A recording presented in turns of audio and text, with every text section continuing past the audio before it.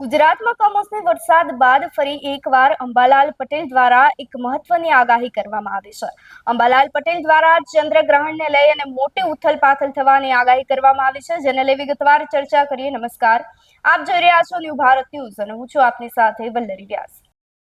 અંબાલાલ પટેલ દ્વારા એક મહત્વની અને ભયાનક આગાહી કરવામાં આવી છે. ચંદ્રગ્રહણ પછી દુનિયામાં મોટી ઉથલપાથલ થવાની આગાહી કરવામાં આવી છે. વર્ષ 2026નું પ્રથમ ચંદ્રગ્રહણ આગામી 3 માર્ચના રોજ થવા જઈ રહ્યું છે.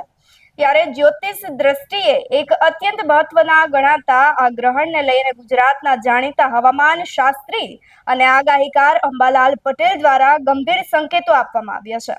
અંબાલાલ પટેલના જણાવ્યા અનુસાર ચંદ્રગ્રહણ સિંહ રાશિમાં થવા જઈ રહ્યું છે, જેના પરિણામે કુદરતી અને રાજકીય ક્ષેત્રે કંઈક અવનવું થવાની પ્રબળ શક્યતાઓ રહેલી છે.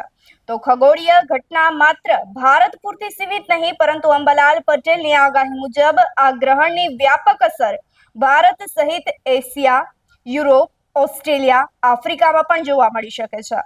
ભારતમાં હોળીના તહેવારની આસપાસ આ ગ્રહણ આવતું હોવાથી તેનું ધાર્મિક મહત્વ વધી જાય છે.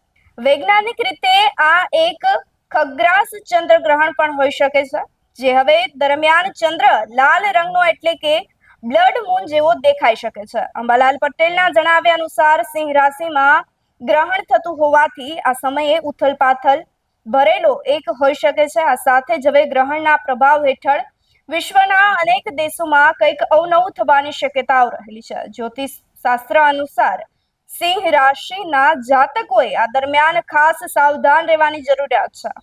ભારત માટે પણ આ ગ્રહણ સુતકાળક સાબિત થઈ શકે છે, તો અન્ય ધાર્મિક પાસાઓથી મહત્વનું આ ગ્રહણ સાબિત થઈ રહ્યું છે. તો અંબાલાલ પટેલના જણાવ્યા અનુસાર આગામી સમયમાં એક મોટી ઉથલપાથલ થવા જઈ રહી છે, જેને લઈ હવે આપનું શું માનવું છે અમને કમેન્ટ કરી ચોક્કસથી જણાવશો. તેની સાથે જ અમારી ચેનલ ન્યૂ ભારત ન્યૂઝને લાઇક, શેર અને સબસ્ક્રાઇબ કરવાનું ભૂલશો નહીં. નમસ્કાર.